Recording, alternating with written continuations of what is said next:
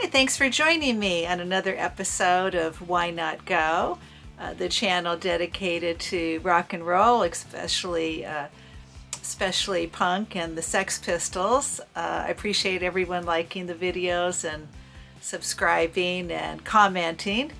Well, tonight we're going to see Midge Ure, who is probably most famous for writing the song for Band-Aid, Do They Know It's Christmas? He wrote that with Bob Geldof, and most famous as well for being in Ultravox. He's playing in a small town in Florida where we live. He's playing at our community building. The last time I was in the community building was when Flock of Seagulls played earlier this year. Every once in a while we get some interesting bands here. We don't have to go into Orlando. We're in a town called Mount Dora, which is a very cute town, about 25 miles outside of Orlando. And Midge Ure is could have been a Sex Pistol, and I've always found that so interesting. In this wonderful book by Paul Gorman here, The Life and Times of Malcolm McLaren. I love this book. He dedicates about a page and a half to the time in the summer of 1975, and I always found this story so interesting. Midge Ure is from Scotland, and I'll just read the passage here. It was a couple of days in the summer of 1975. Now in August of 75 is when they recruited Johnny Rotten at the Roebuck pub on King's Road.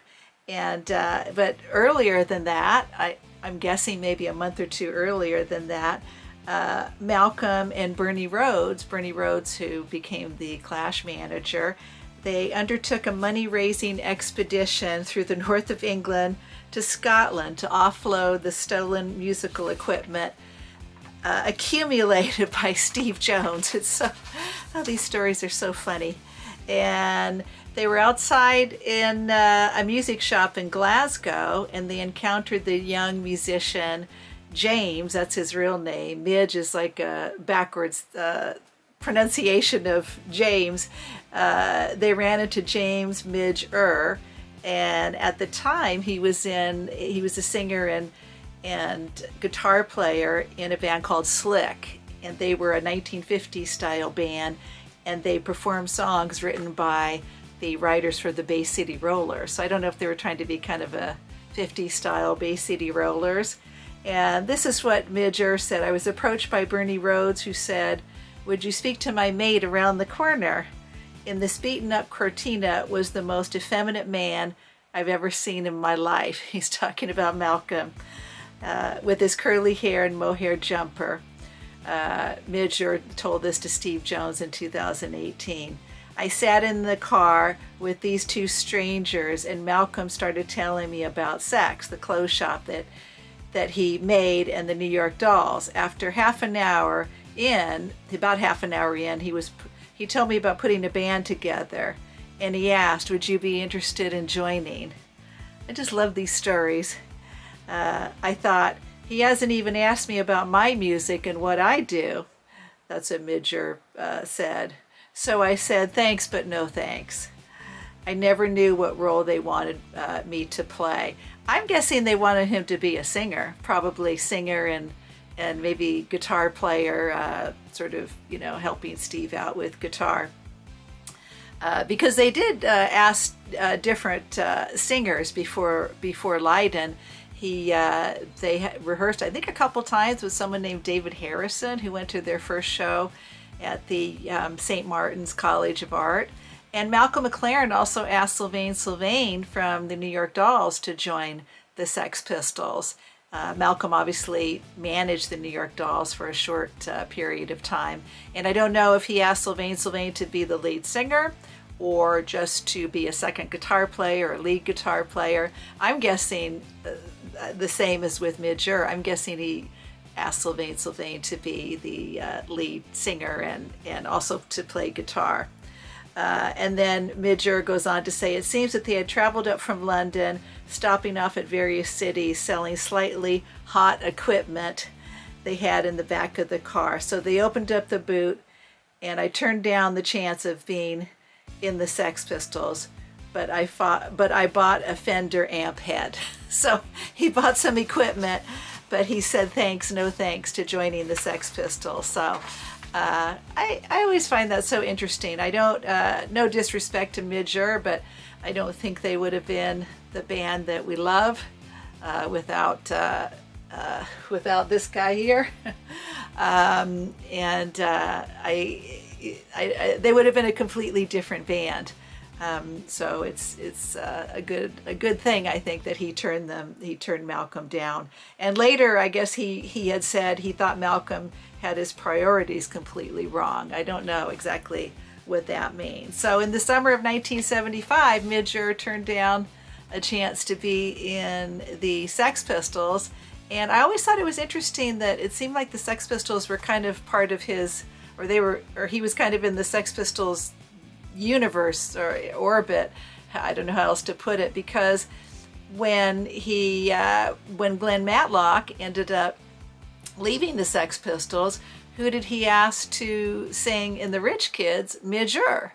So there was definitely a connection or a communication between Midge Ure and the other members of the Sex Pistols. And I like the Rich Kids. I never saw them live. I was living in England when they were going in 1978, and but I remember seeing them on TV. They had the single Rich Kids, and then they had the album Ghost of Princess in Towers. That was also a single. I like that song a lot, Ghost of Princess in Towers. I thought that was really good. That band didn't last long. I guess Midge Ure and Rusty Egan, the drummer, wanted to go a different direction than Glenn Matlock. They wanted to kind of go in more of a synthesizer direction. So after that, Midge Ure joined Visage. I believe he had a short stint with Thin Lizzy, and then he joined Visage with Steve Strange and also Rusty Egan. This was in 1978. I love Visage. I like the New Romantic movement, and I love their song Fade to Gray. That was also kind of short-lived, and then in 1979 he joined Ultravox. I guess they had a previous singer who had left, and he went on to perform with them, and then obviously that's how probably most people remember him, Midge Ure with Ultravox. They had the hit single Vienna. I love that song. What is the lyric? It means nothing to me. Vienna, and I love the video too. It was so film noir. And then they had the song Dancing with Tears in My Eyes. I thought that was really good. I know they had some other songs too. And so he went on to other things after turning down Malcolm's offer. And then I know he's had a solo career as well, and he's done lots of things since the 80s. I know recently they released a new Lament album. That's an Ultravox album, and it's an 8-record set, I think, with 72 songs on it, outtakes, and a live concert. So Ultravox were big. And then of course he wrote the song with Bob Geldof for Band-Aid. But yeah, Midge Ure's been around for a long time. I believe he's 70 years old, and he's coming to our small town of Mount Dora to play. So I'm looking forward to it. I'm assuming he might do some Rich Kid songs, but I'm assuming he'll probably focus mainly on his solo material and Ultravox material. So hope you enjoy the video. I'll try to film as much as I can, bits and pieces of the concert. It should be fun, and thanks for watching. All right, so here we are at the Mount Dora Community Building. This is where Midge Ure is going to be playing. There's still there's some people lining up. It's looks like it's going to rain in a little bit, and yeah, it doesn't look like there's going to be a big crowd, but you never know. I'm guessing there's going to be an opening act. So that's our community building. Just gonna go over here.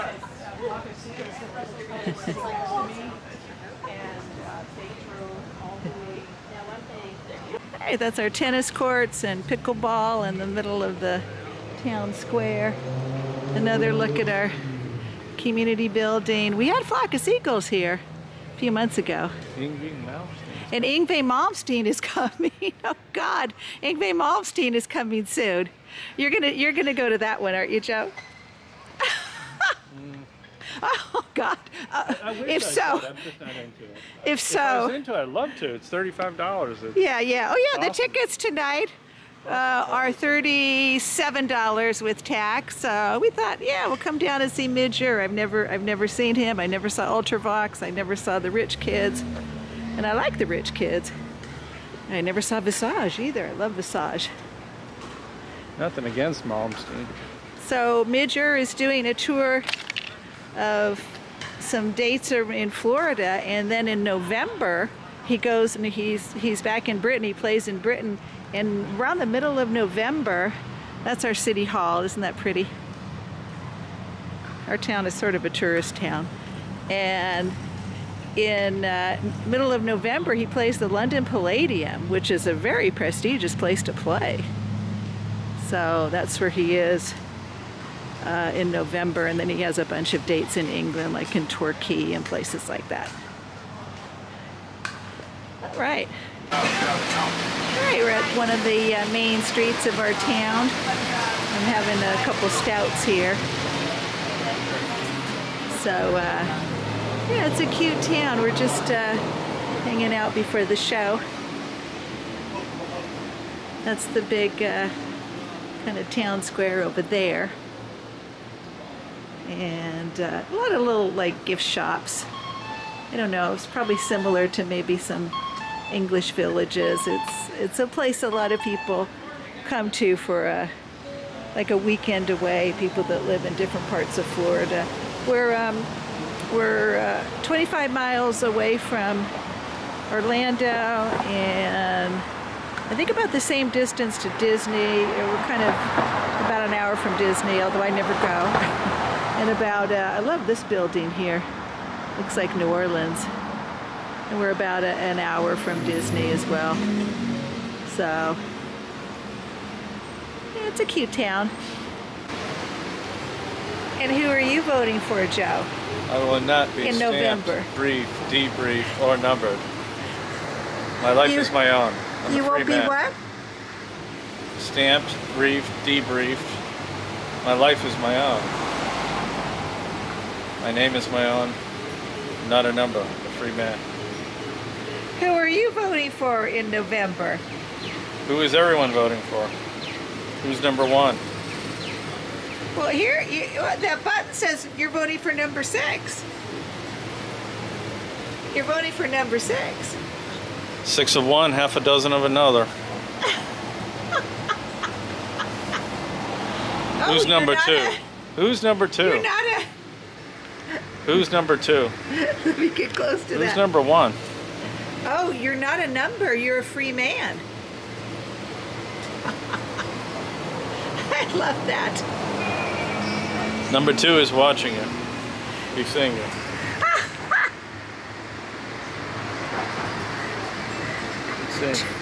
Joe was talking about the show The Prisoner, filmed in Port Marion, which I want to go to one day. And one of the reasons why I always say "be seeing you" at the end of my videos is because I love that show too. Patrick McGowan, oh my God, what a great actor. Let's look at your other buttons. So many badges. Now, number 6. Now, Patrick McGowan was number 6. Yeah. So you're voting for number 6?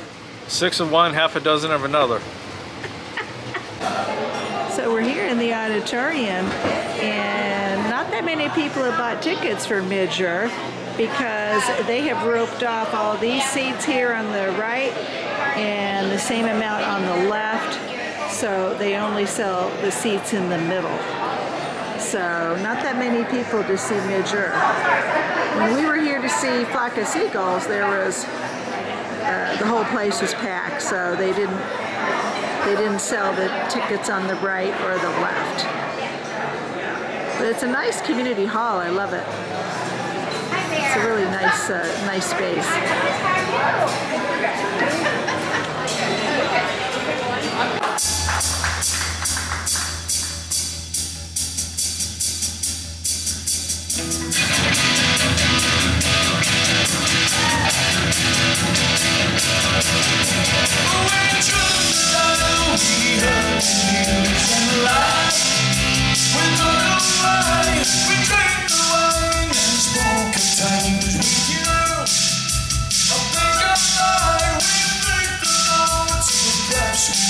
Somehow it made us sad, remembering the times we used to have.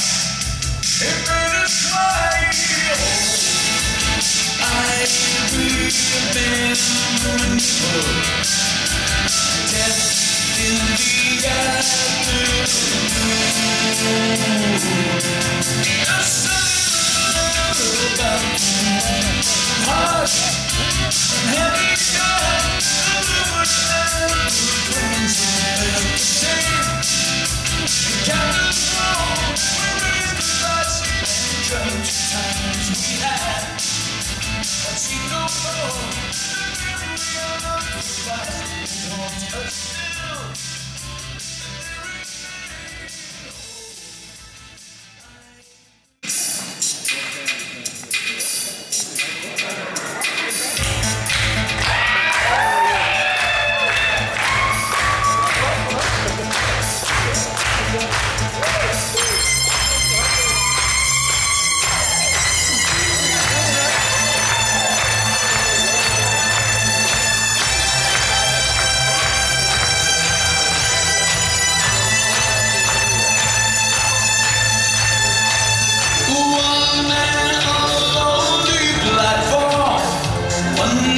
Sitting by his side, two eyes staring cold and silent, shows fear as he turns to hide.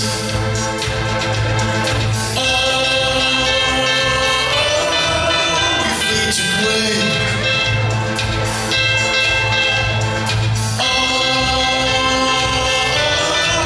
we fade to grey.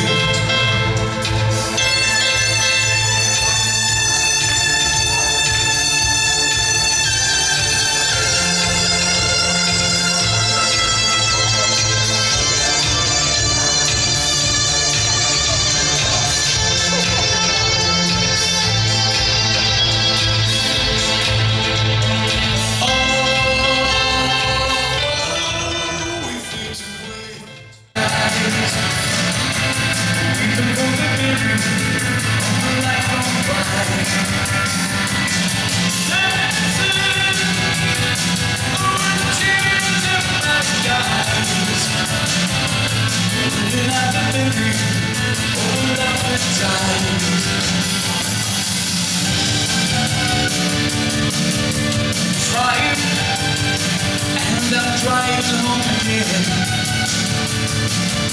It's hard to believe that it's my last time. The man on the wire is quiet again. It's over, it's over. Tears in my eyes, even for the memory of a life gone by.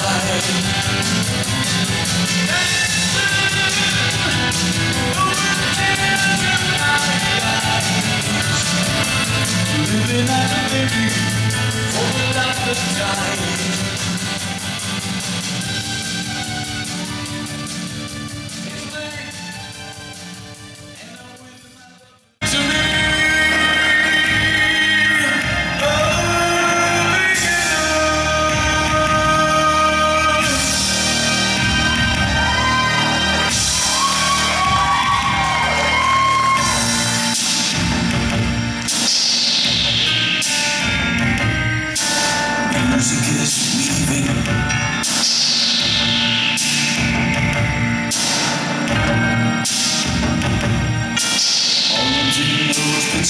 Straight, the rhythm is calling.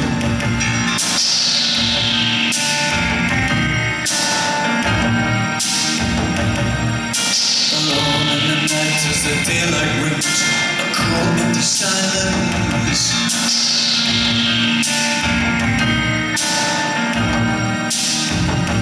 Oh, the warmth of your hand and the cold gray sky, it fades to the distance.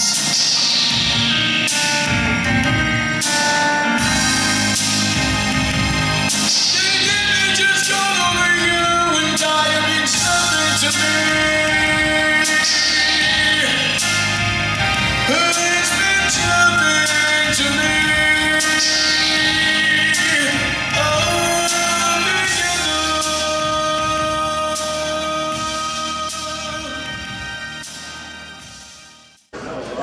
All right, so everyone's filing out.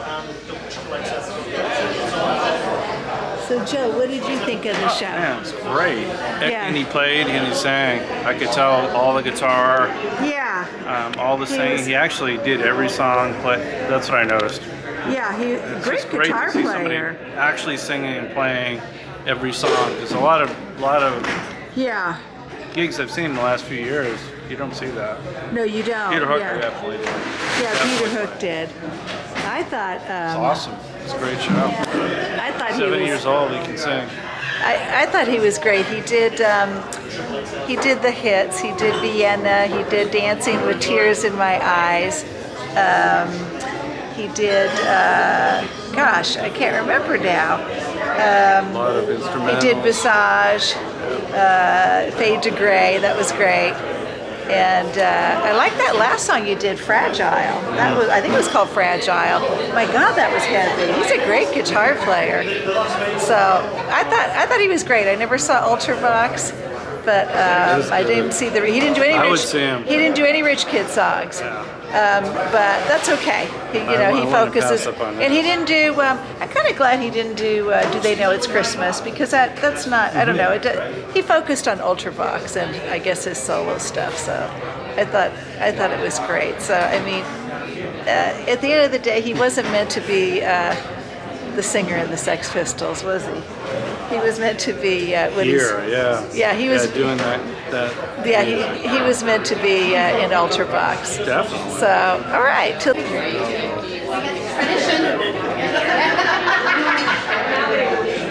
Oh my God. Okay. Got it. I want to thank you for talking about the gamers because my son's 20 and because the gaming is in Metal Hall.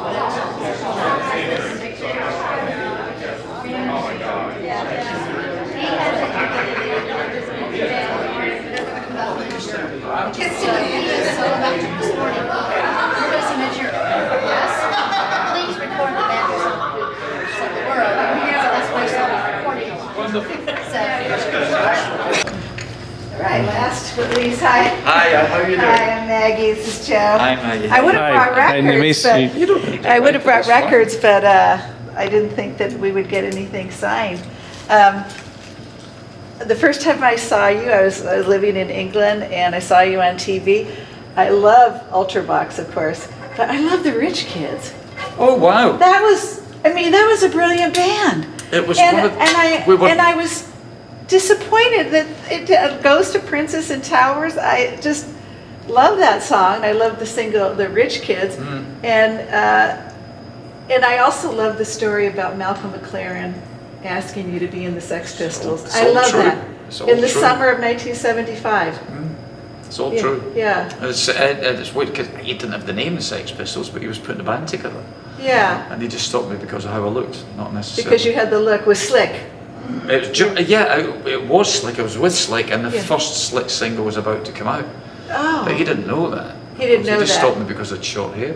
He just stopped you because of the way you Well, looked. it was his partner, it was his friend who stopped me. It Bernie was Rhodes. Bernie Rhodes. Yeah, Bernie Rhodes was with them. Yeah. Who became the manager of the Clash. And do you know why they were in Glasgow? I do. I've read quite a bit. I'm a bit of a historian. I actually have a music channel. They were selling They were selling stolen music equipment. Let's say slightly hot. Slightly hot. Slightly hot equipment. And you bought a. I didn't join the Pistols, but bought an amplifier. Yeah. Yeah, you bought an amplifier. I love that. Yeah. I love that story. But anyway, I love the rich kids as well. But then you went on to Ultravox, and that was amazing. It was the synthesizer that killed the rich kids. We were on a heightened, I think, because the UK press was hailing us as the saviours of, the future of rock and roll and stuff.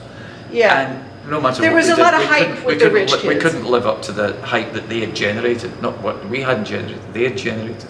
The record company. Yeah. Well, no, it was the press. The press themselves had generated it, because obviously the Pistols, me coming from Slick, this weird hybrid getting together, and they thought, oh, this is going to be great. So it didn't really matter what we had done. We were going to fall. We were going to fail. Really? Had we stuck together, we may have pulled it together by the second album. But I'd already bought a synthesizer and tried to integrate it into the rich kids. And Glenn didn't want that. Yeah, that's what I thought. Glenn wanted to keep. Glenn and Steve knew. Yeah, I just wanted to. I never saw the Rich Kids, but I did see Steve New with Glenn at the Vicious White Kids show. Oh, right. With Sid Vicious. I don't know if you saw that show, but I don't think the Rich Kids played that much. I don't know. We did. We toured quite a bit. Oh, you did? In the UK, yeah. Oh. But never really outside. I don't remember. We did stuff in France. I don't think we ever did anything in Germany that I can remember. Oh, okay. So we didn't do a lot of stuff in Europe. It was mainly a UK thing. Yeah, that's what I thought. Yeah, that's what I thought. So, well, anyway, this was a brilliant night. Thank you so much. Glad you enjoyed it. I've always. Are you still writing songs now? Yeah. Still, it just takes forever. Not to write them, just to write things that you're happy with. The more of a back catalogue you have, the harder it is to try and better what you've done in the past. Yeah. I'm not saying that everything you've done in the past is great, but that's your level. I mean, if you don't come above that level, there's no point in doing it. Yeah, exactly. So you're not competing with everybody else. You're competing with your old stuff. You're competing with yourself. Yeah. You have a lot to compete with yourself. I've got a little mountain of music. I love that. I don't know if it's called Fragile, the one you did. Fragile, yeah. Oh, that's a beautiful I love how you're song. singing everything too. I mean, you're singing it. Some shows we go to, they're not singing, or some songs they're not singing, and you never know you're these singing days. and you're playing. Of course, a lot of people have got tracks running. Yeah, I love it. Yeah. It was Well, great. thank you. You must be exhausted. Can we just do a photo, but we'll do it with the camera. Yeah, of course. Yeah. So I'll we'll let you do that part of it. Yeah, we'll just we just use the camera for everything. So. Thanks for staying after the show. Oh, not at all. Yeah. All these people here. So. Let's see. How do I get it back there? Maybe it's going to be too. Clip the picture. Yeah. Maybe it's going to be too close with the camera. Okay, there we go. There you go. There we go. Yay! Thank you so much. Thank you. Absolutely. All right. That's great. Thank you. All right. All right. Wasn't he nice? Love Midge Ure. And we got a nice photo signed by him to Maggie and Joe. Midge Ure. God, he looks like a movie star there. I love it. I love it. And I had him sign, of course, his notebook too. That's great. That's awesome. We got him to, and you got a signature there too. Yeah, my new horse racing notebook. So we got oh, that was great. He's starting off this notebook in the new season in November. I'm glad I got to ask him about the Sex Pistols. I just love that story. Malcolm McLaren. It's like, just try that. Malcolm just liked the way he looked. I got more of the story because I didn't know that Malcolm didn't even know who he was. He didn't even know that he was in a band. He just, because he said he had short hair. Malcolm just liked him because he had short hair and he liked the way he looked. Yeah.